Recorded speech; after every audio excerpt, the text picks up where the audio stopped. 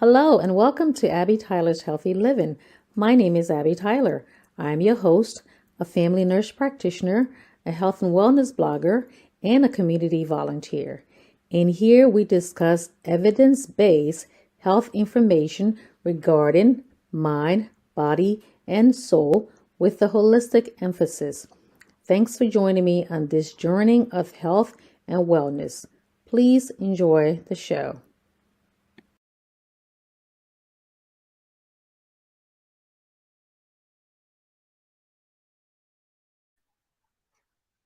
Hello, hello, hello. Welcome to our Tuesday show.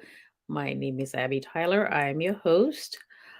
Thanks for joining me. For all our new followers, please, thanks for trusting me enough to follow this page. Welcome. This is our show that we do on Tuesday, and I post other things.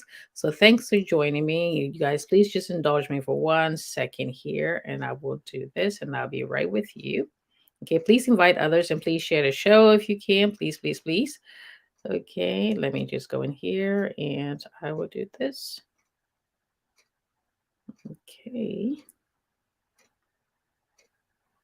Okay. Alrighty. Please share the show. I was also sharing also. Welcome, welcome, welcome. Okay, so as you can see, today's topic is we're continuing our relationship series, and I did tell you guys that some of the topics that I'm going to talk about will be light ones and some will be a little more detailed. So I'm going to be talking about 7 tips to keep your relationship strong despite a chronic illness, meaning just despite whether one spouse has chronic illness meaning any disease that lasts more than 6 months. Sometimes it can be like multiple sclerosis, could be cancer, it could be uncontrolled diabetes. Excuse me for a second here.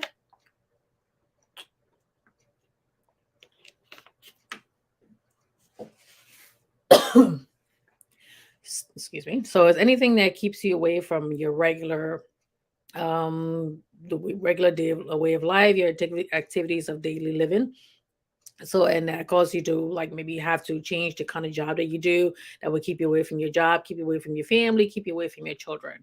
So as a provider, I deal with this with family members and all that. So I dealt with that when I was a nurse, and also when I'm in provider role now. So I have to take care of patients like that. All right. So my disclaimer is always: I am a provider, but I'm not your provider. So please do not make any changes to your regimen without first consulting with your own provider.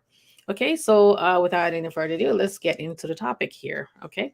So 7 ways to keep your relationship strong despite chronic illness. Alrighty, my mouth's a little dry today. Sorry. Okay, so this wonderful article I saw by this psychologist, and this is all your primary care. You'll be dealing with your primary care provider. You'll be dealing with, depending on the kind of the disease that it is, you're going to be dealing with that specialist. Most times, you're going to be dealing with the primary care provider, that person, social workers, also home health aides, and other different people that are going to come into your whole health team. Okay, so having a chronic illness such as diabetes, arthritis, and all that, you can take a toll.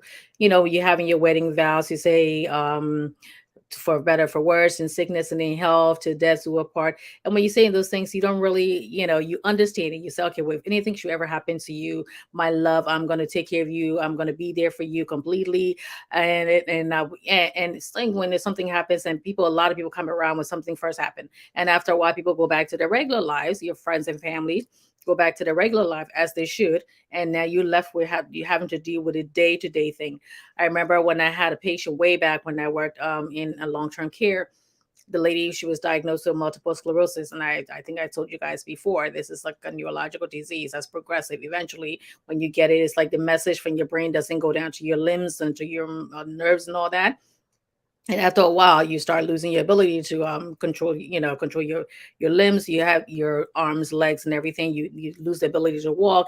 And sometimes, you have flare-ups where sometimes you have to be in a hospital. You also have high risk of getting like a heart attack or a stroke and all those different things. And again, like I said, with cancer and other stuff. So I had this lady, she was diagnosed with multiple sclerosis. And when she came to us, she was telling us the story. She said when they told her she went to the hospital, she had been having some other issues.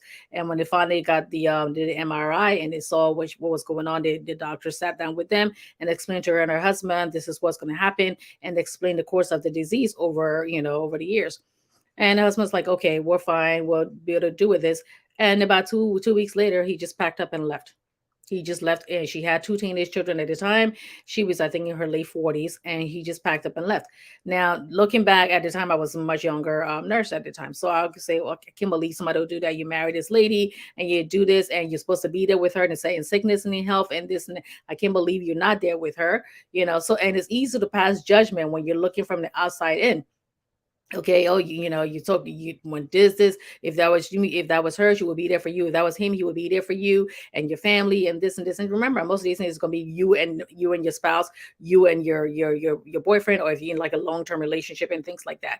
You're going to be taking care of that. You're going to be dealing with the most, the day-to-day part of it, that the struggles and the stress and everything is not going to be other people. So it's easy for people to look from the outside and say, oh yeah, this is what I would do if that was them. Oh, and I can't believe you're going to do that. And people will be giving you advice too. Sometimes it may not be healthy advice. So that's why it's important that, like I said, we start this topic today. So what are some of the tips? Let's start here.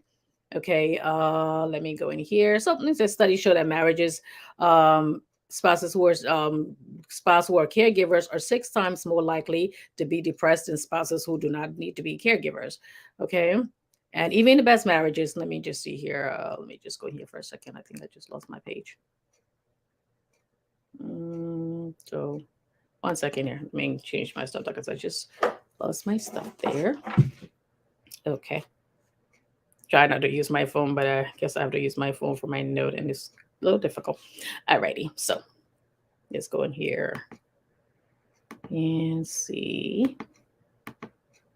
Live TV, right? Not live TV, live stuff. So let me just go here. I just try to get this. Just try to can't get my preview. Okay, so I'll just go from my phone.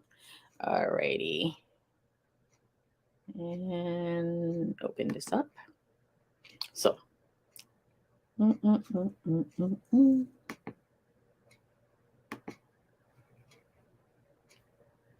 Okay, so we got that. Okay, so I would just go my phone. Please excuse me here. So what one of the first things to do, number one, is communicate. Communicate. Notice the theme in all my thing I've been doing recently when I talk about relationship. It's all about communication, regardless of remember last thing I talked about, intimacy in relationship. The most important thing is communication.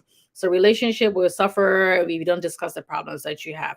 And sometimes there's no easy and obvious solution because I mean, just imagine if they tell you your spouse has cancer or your spouse has this disease or your spouse had that disease, and you're like there's so many things to think about and all the different things that is going to completely change your life and your livelihood. There's so much to deal with, and the most important thing is to sit down and talk about it, even if you don't have any answers, even if you're scared to even like say thinking, okay, if I say this she's going to feel bad, if I say that he's going to feel bad. It's very important that you guys talk about it, because if you don't talk about it, that's when you start having divisions in there. Other people start putting things in your head, and you start confiding in other people, and that can make the relationship very unhealthy. And before you know it, you start having more problems than you're supposed to be dealing with. And if something happens, and they might say, oh, I can't believe this lady was sick and you left her like that. You left her for another woman, or you left her for another man, or you just left her like that. So it's very important that you sit there and talk, even if it's like I said, just talking. You don't have any answers, because especially for men, if their wives or something happened, they want to feel like they can solve their problem,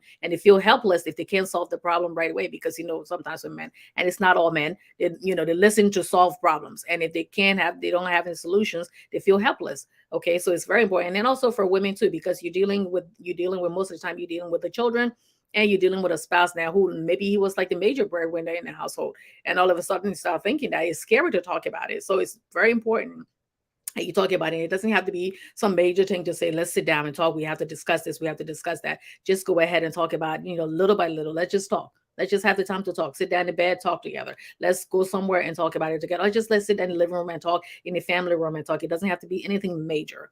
Okay. Finding ways to talk openly about the challenges you have to deal with is the first step toward effective problem solving and the feelings of closeness. All right. So, because I mean, like I said, it's scary when you hear that diagnosis and like, wow.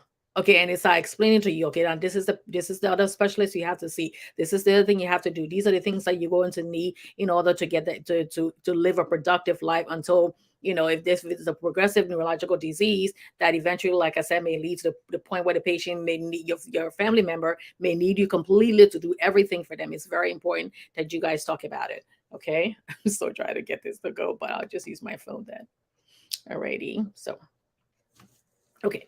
So, let me go in here. It's always to talk about. Okay. It's never easy to talk about again. Like again. So just find a middle ground, and it's important to talk about it. Number two, to ease stressful emotions. All right. It's normal to feel sad, of course. If somebody tells you you had this vision of you both growing old together, taking care of your grandchildren, taking care of. Remember now, if you're probably in your 30s and 40s and you have these problems, you also have elderly and parents too that you have to pay attention to, and you also have your children to take care of. So you're really stuck in that sandwich on generation there, where it's hard enough when you have to deal with that, and let alone when you dealing with a spouse that has a chronic illness. Okay, so in many chronic illnesses such as MS, that too. I just talked about that can only add to the anxiety. So the best way to deal with anxiety is to identify the root and work and find strategies and resources to help. That's the most important thing, because sometimes, and that's why it's important to talk to people too, and to talk to the right people. So because somebody else can say, "Oh, wait a second, I had a family member who had that problem. Or I know this person who knows a little bit more about that." So it's important to talk about it, to ease the stress, get all the resources you can get, and know more, especially to know more about the disease, learn about the disease and the disease process, and what's going to happen. What am I supposed to expect 1 month from now? What am I supposed to expect a couple of years from now? Now, I know there's this thing people will tell you, "Oh my goodness, if you pray and God can get healed," and people say, by His grace of God, you're healed, and you are healed in Jesus' name. I always say prayer is also part of therapy too. So, but there are things where you can pray for, and if the disease process is already in place, that person's not going to get better to be 100% where they used to be. So don't give false hope to people. It's okay to hope, and it's okay to lean on God if you want to lean on God. If you're believing in, godly person, whether you're like 100%, like 100% believer, and you think this is going to happen, or you just somebody who like, okay, I believe in God, but I still have to believe in this is what I have to do to keep myself safe, this is what I have to do to keep myself well. You can do that, but don't give people false hope and say you're going to be healed. Now, there's possibility it may be healed. There's possibility that something could be completely reversed, or maybe there's something that was situation that was temporary that was causing that. It's possible. We don't know everything. Medical people don't know everything, and we're not going to tell you, "Oh, you're going to be well 100%," or "You're not going to be well." But we'll tell you the course of the disease, and these are the things that you have to look forward to, and these are the things that you need to work. So know about the disease, know about the disease process, and what's going to happen, what to expect, and all that. And that can really ease the stress when you kind of know what to expect. Okay, doesn't mean everything will happen the way it's supposed to happen, but at least you know what's going to happen. All right. So some of the ways to feel that, feel more control, learn more about the condition and how to tap into the resources, like I already said. Consider counseling. But again, like I said before, we talk about mental health providers are not always available in different regions of the country, and sometimes it's expensive. Okay, because not all insurance covers and for you to go to the therapist either. Okay, so sometimes it's like one time you're there, it's like $50, $60, and depending on if it's a couple therapy or if it's a therapist that also deal with medical issues, that can be a little more expensive too. So you may have to go to like a church group. You may have to go and make sure the church counselor is trained. Don't just go to somebody who's just going to tell you what it is that you want to hear, or somebody that's not trained that would leave you to where you may be dangerous to your health. Okay. So your church group, your imam, your rabbi, you can go there and get that trained in counseling. Okay. Watch for depression. Okay. Sadness is a normal and response to chronic illness. But when you start getting really clinically depressed, that's when you want to get help.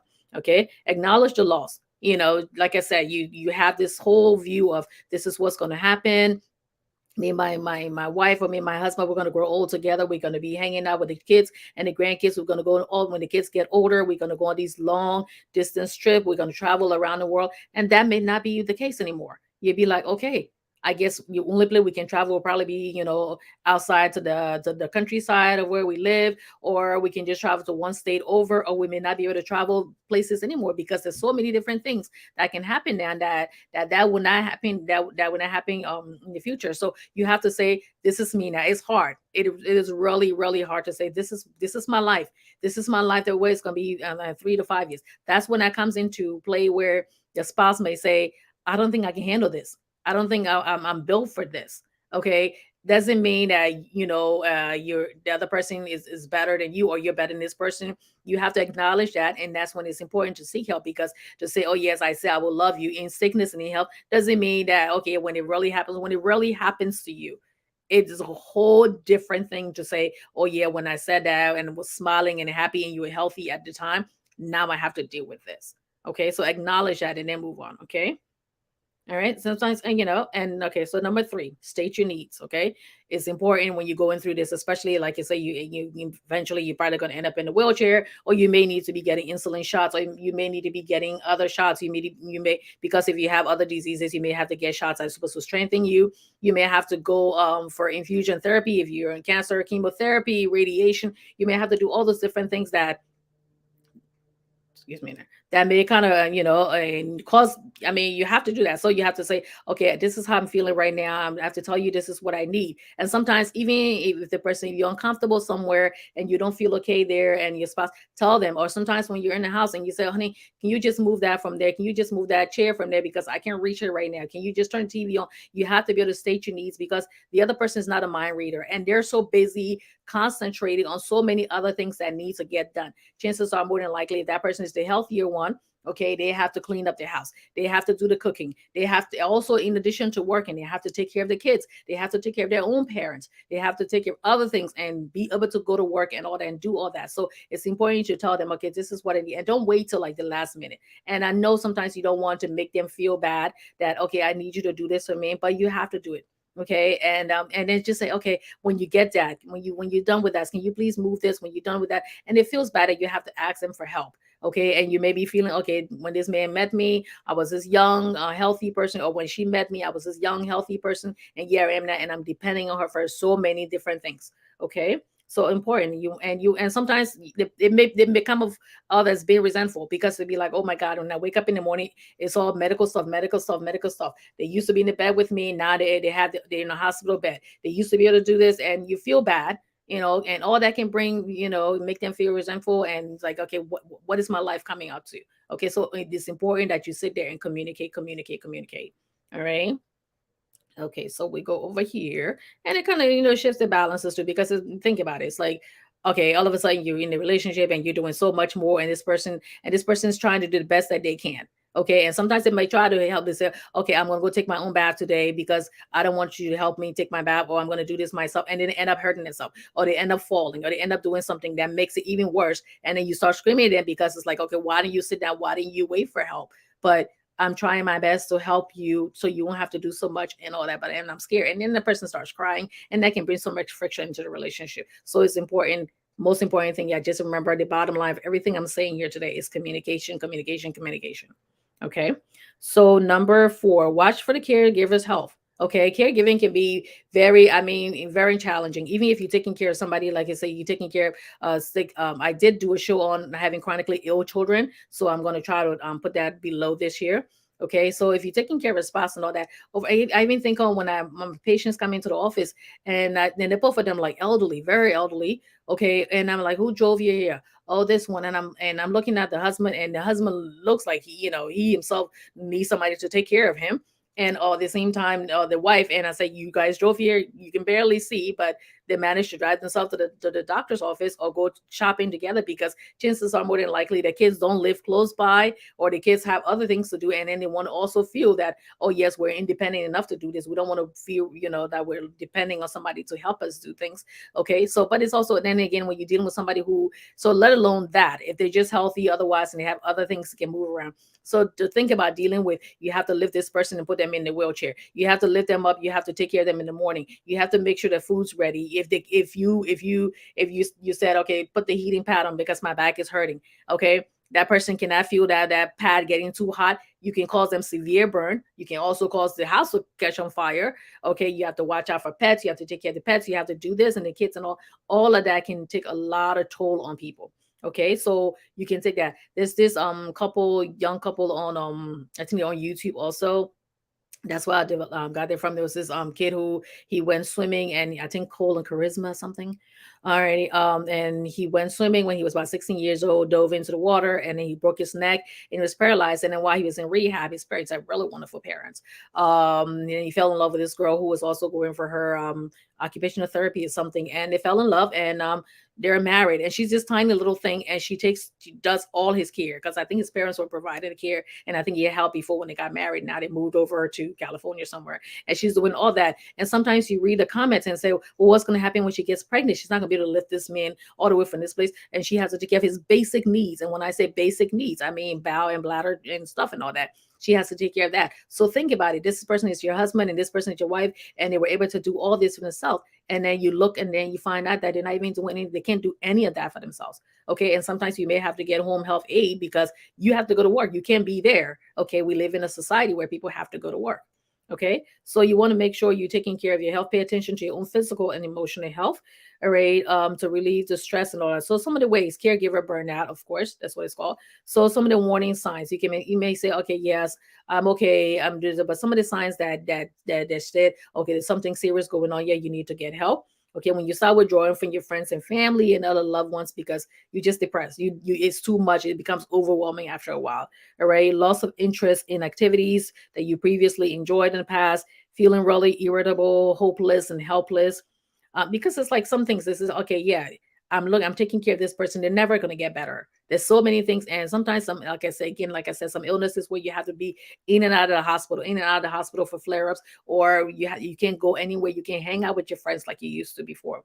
Changing your sleep patterns, you're not getting enough sleep, or you're sleeping during the daytime, or you're falling asleep at work. You're getting sick more often because remember now you're doing so much more, and there's so much stress on your body, and your body causing your body inability to fight infection because you're going through so much stress. Okay. Feelings of wanting to hurt yourself. That is so important. Feelings of wanting to hurt yourself, or kill the person who is was ill. There has been very many different tragedies going before in the past, and most recently too, where the spouse or the caregiver, the person, and it gets to a point where it's like, okay, I don't see any hope. I don't see anything getting better in the next year or so, in the next couple of years, and I don't want to live like this, but I also don't want to leave this person, and they end up committing murder, suicide, and all that. So that's what we say, any homicidal ideations and any suicidal ideation. So it's important when they come to your primary care provider, when you come to your doctor's office for your monthly care, or let's say you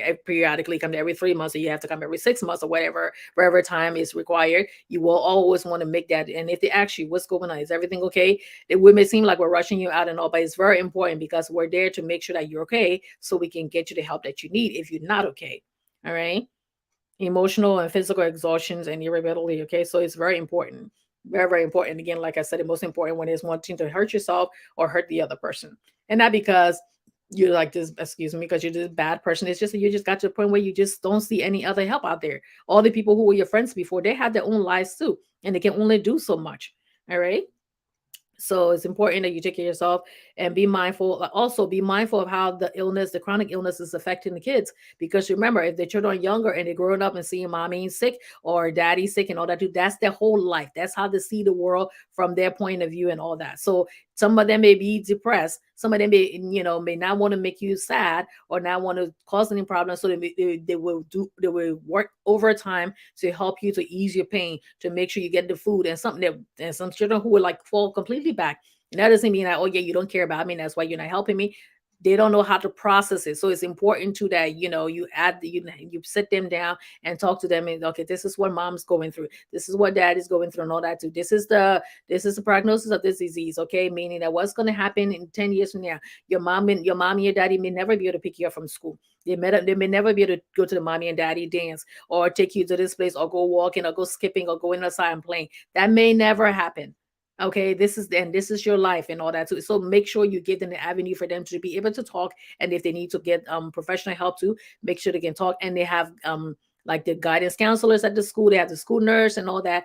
Give them the avenue to talk and put them in other activities too that doesn't require you, and that don't require you going outside your house if they can help it, because sometimes some of these activities is too much for one parent to be, okay, I have to take you to ballet, I have to take you to football. But at the same time, don't keep them away from those activities. At least bargain with them, saying, okay, we'll put you in this, and we can ask maybe this person to pick you up, and we'll drop you off there, and try to see to be forgiving, because kids, it's hard for them to process all of that. As they get older, they'll be able to process it, but you have to be able to explain that to them every day, and making sure they have the outlet to talk to you and how they're feeling. Okay. Number five, strengthen your social connections. Again, like I said, the people who are there with you are not going to be there all the time, but you can work with them. You can say, like your brother or your sister, and especially if you live in places where you have different associations. Okay, like our we have our Liberian association. Sometimes we do things for each other, and we visit people when they're sick, and we do other things and that. Call them and say, okay, this is where I am right now. Is it possible for when you're going to church? Can you just pick up my kids to take them to church?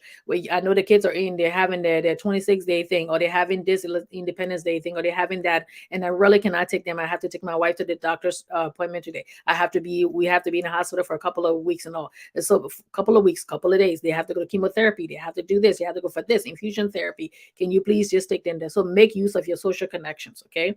And I mean, sometimes if you may seem like you're burdening somebody, don't do too much with one person. And people out there, please don't tell somebody whatever you need, and whatever you need, just call me. Don't give that kind of promise, because you're not going to be able to keep up with it. So just tell them, okay, I may not be the one that's gonna be able to take you to the doctor's office or this and this, but okay, I will take you to the doctor's office. I will pick you up on my way back, or I would take little Johnny, little Tita, mommy, and all that. Take them to this and bring them back. So what is it that you can do to try to be of help to that person in the way, in the little way how? It may seem like it's so minute and it's not something that they appreciate. Trust me, they really appreciate it. So it's important that you, as the person who the spouse of taking care of that person, you say, okay, yes, I understand.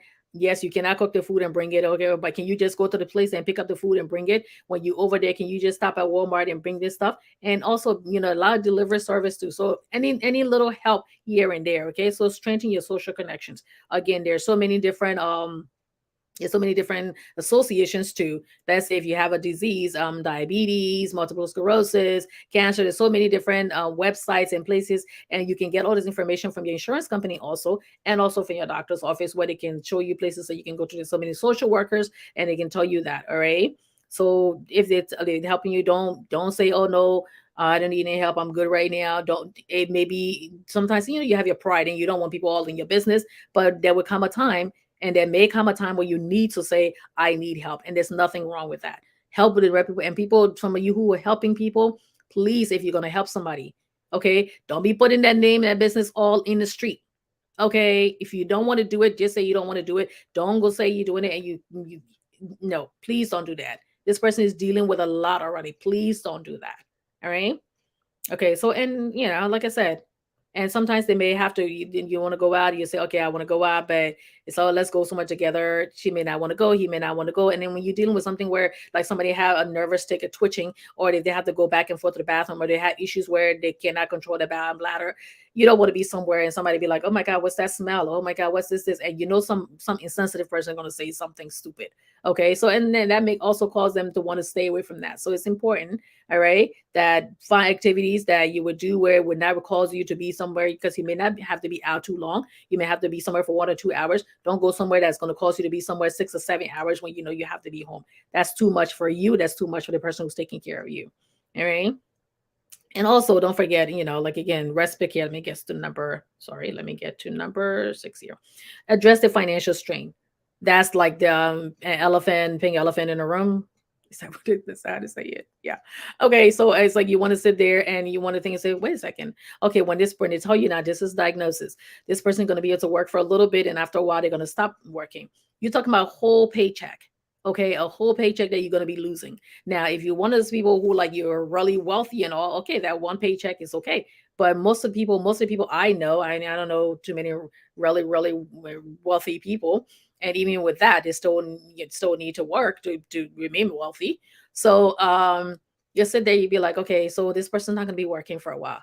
All right, or they're not going to be able to work for after a couple of months and after a couple of years. So how's that going to affect our finances? Okay, it's going to depend on, like, again, going back to the kids. Can the kids join social programs and all that? Two different, all these different activities that can really take a lot, money out of buying jersey, buying this and that. What about you? The kind of clothes you're going to be wearing? What about the things that you have to buy? And medications can be very expensive, and sometimes you may have to you have to cut back on the kind of things that you enjoy. You may even have to move away from where you are. You have to, like, sit there, and when you have to change, buy a hospital bed, if the person can no longer sleep in a regular bed, you would have to go ahead and buy a wheelchair or walker. Just so many things. The kind of adaptable spoons and forks that they have to eat with. different kind of glasses, so many different, keeping them groomed and the kind of clothes they have to wear. That also affects that too, because when you get to a certain point where it becomes very difficult to put your clothes on, and you have to buy different kind of clothing, and the person might say, "Oh, you're gonna buy something like that." Even if they're like that, doesn't mean they have to wear something really bad or really drabby. So you may want to make them, you want to still look this, look like you're not there where it's like, okay, you don't care about yourself anymore. I see people who are like 90 years old and they're still fixing their hair and it looks so cute and they want to have any problems and all. You want to do that. So there will be times you have to do a whole lot of things and all that. So money can be very tight. And that can cause a problem too. That's one of the main things too, that could also lead to separation, because there'll be times where it would get to the point where your person may have to be in a nursing home, okay, be in assisted living place and all that, because they some places and some insurance and all that, they get more care if they're in a nursing home setting as opposed to being at home. And sometimes they cannot be at home. That's why when people say, I can't believe you put your mother in a nursing home, I can't believe you put your wife in a nursing home and this and that. That person may need 24-hour nursing care, not home health aid, 24-hour nursing care. Okay, especially let's say they're on the ventilator or they have trach, they have, the device where to keep them breathing safely and all. Okay, so they can't be in the house. All right, because it's like, okay, I can't afford to spend this much money on, not, it won't turn off your electricity, but there's some things, there's so many other things, and people don't understand that. So how intricate it gets when you have to deal with all these things, it becomes so overwhelming. And then you have to do all that on one paycheck.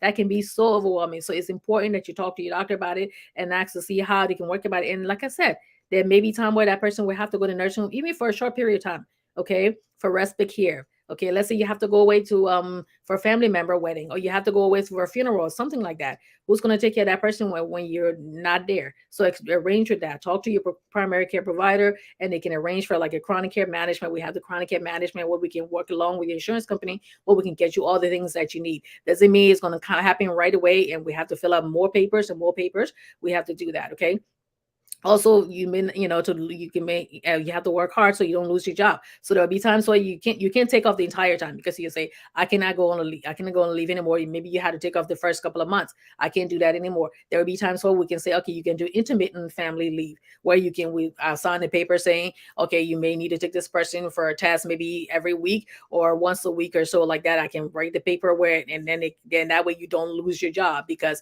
okay, that way you can say, okay, I tell my boss tomorrow that I'm not going to be here next week. My wife or my husband have this to do, so I have to be there. Okay, so there's many ways you can work around it, but you just have to, again, learn more about the disease process and all, and see where you're going to be in the next year, a couple of years from there, and how far it goes from there. And there's also something called anticipated grief too. What if you're taking care of somebody where eventually, let's say, terminal cancer or something, that way eventually is going to lead to death? Okay, and I'm trying to be as sensitive as I can here. All right, that's something you're gonna have to talk it over with the provider and the specialist you're dealing with, and your social workers and all that, because you're dealing with that and you're just going and going and going and going and going. When that finally happens, it just, and some people, it's like they'll say, well, you maybe, aren't you a little more relieved now the person's no longer in pain and you don't have to be suffering and doing this and all that too. But when you're that in that state, trust me, like nothing anybody can say would take away that pain, because you're still crying for what could have been. You're still crying for the person no longer there. And then after a while, your body's like, what do I do now? What do I do now? So it's important that you're speaking, if your person is in hospice or palliative care, okay, you're talking to the person, you're talking to the counselor, you're talking to the home health nurse, you're talking to their primary care provider, you're talking to the specialist and all. Most of these places in colleges think they have cancer navigator that you can be talking to, that can give you all the resources that you need. Okay. So let me just see it, and I'll check I think I see one comment over there. So go here. So it's important, and there's some that there's when you're talking about in financial, also making sure that you're getting discount. I did a good RX. There's a little card you can get, and also you have the app. There's also a single care app where even though you have insurance, you can still you can put the medication in your phone, and they will give you the different pharmacy in the area, and you can see where you can get it for cheap. Couple of dollars. People might say just a couple of dollars. Trust me, a couple of dollars go a long way. And some medication, depending on the illness, it can be very, very, very expensive, and it's something that this person need or they'll die. So there will come a time where you have to decide: do I buy that clothes, do I buy that food, or do I buy the medication?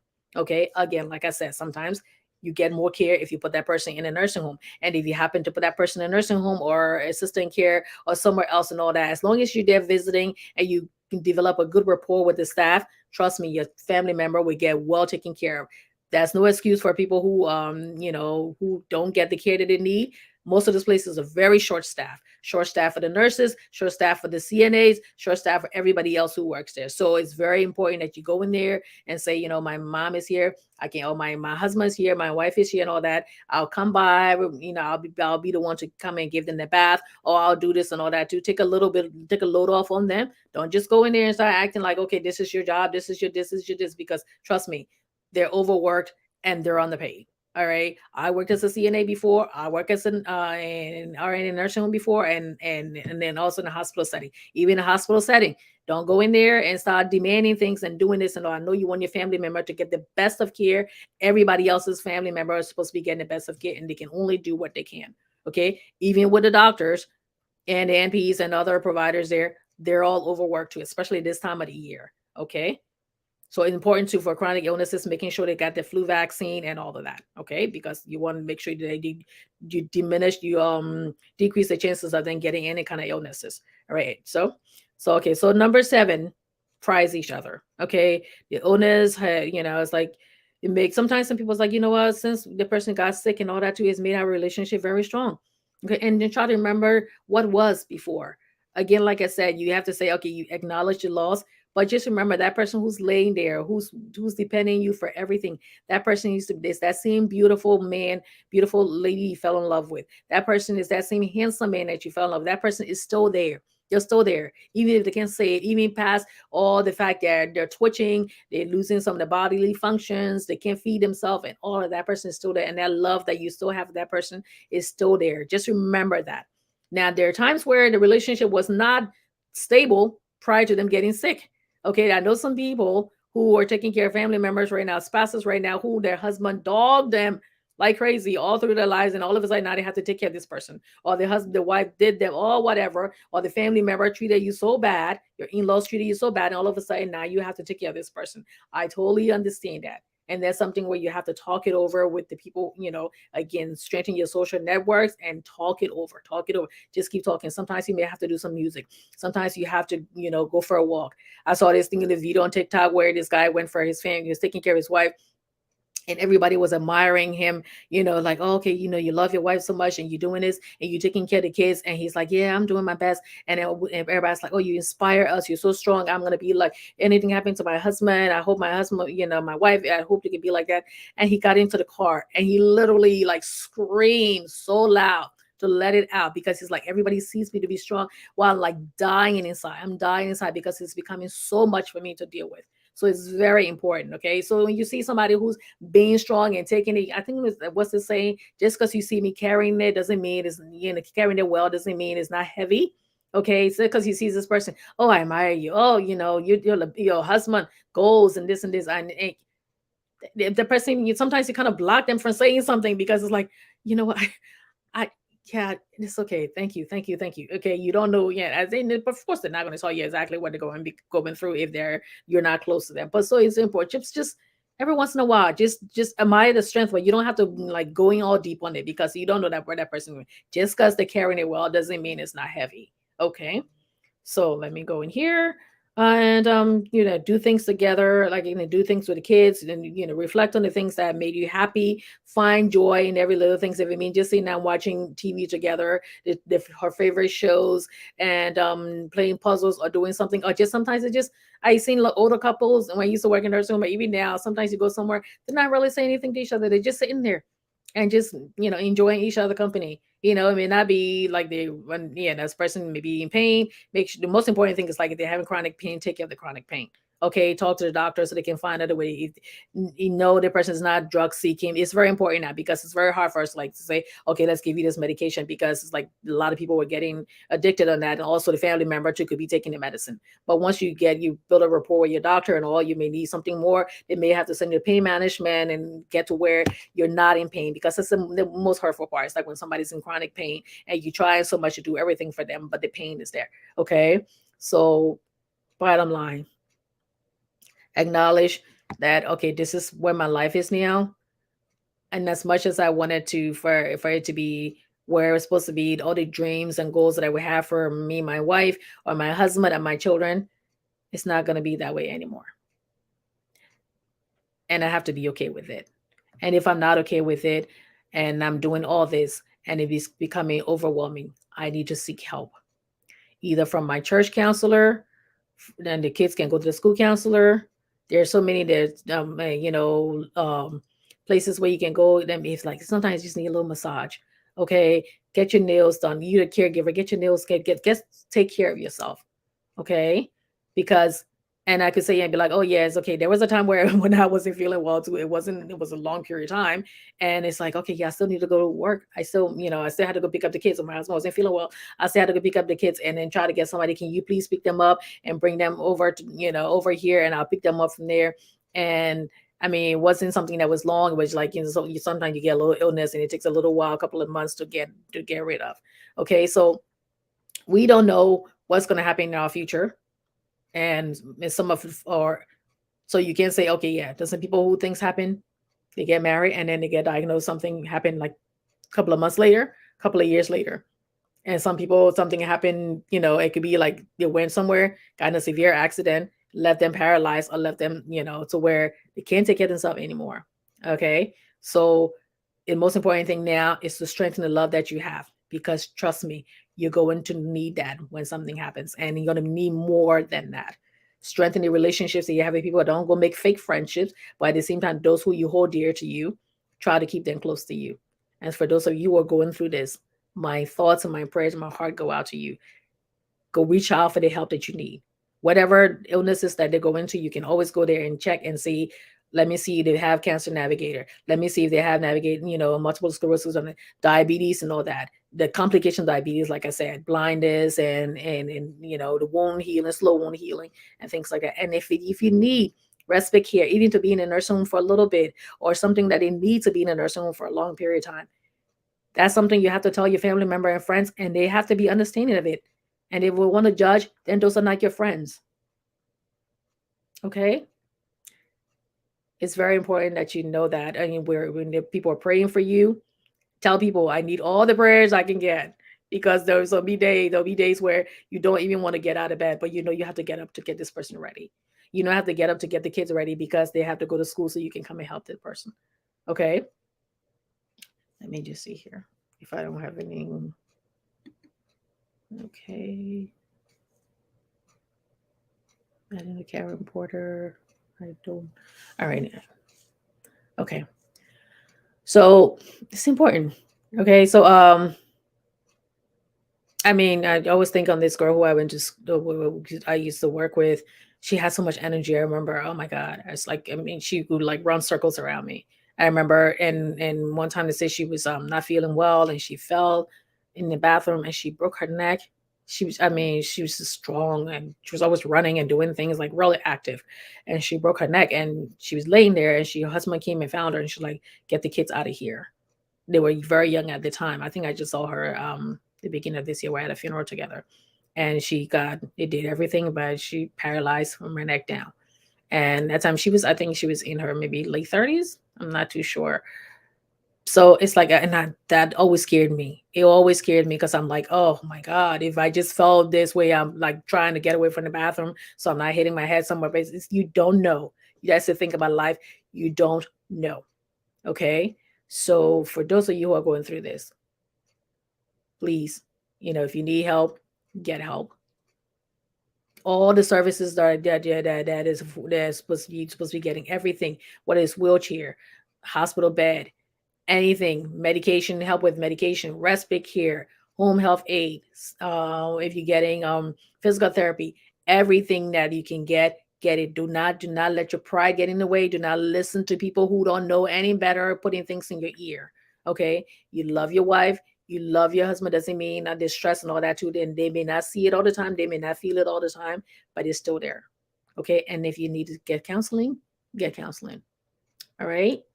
I thank you all for watching. I know this is a very major topic for this time of the year, but at the same time, this time of the year you can also bring all that home, saying that okay, Christmas party, New Year's party, go into this, go into that. I can't take my wife, I can't take my husband, I can't buy presents for my kids. I can't do this because of this, and this, and this, and this, and this. Just do the best you can. That's all. Do the best you can.